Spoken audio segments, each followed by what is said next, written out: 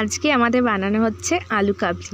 তো বৌদি এখানে সব রকমের জোগাড় করে নিয়েছে, দেখতেই পাচ্ছ কী কী আছে।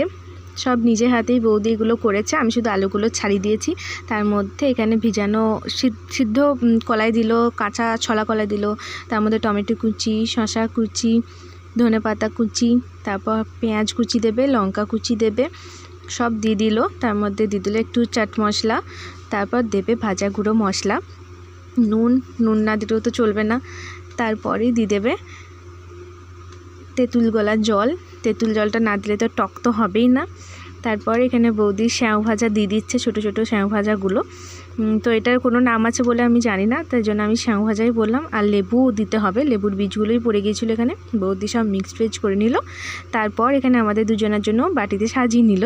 তারপর এখানে আমি খেতে বসে পড়েছি। আজকের ভিডিওটা এখানেই শেষ করছি। ভালো লাগলে লাইক, কমেন্ট, শেয়ার, সাবস্ক্রাইব করে পাশে থেকো। Bye bye.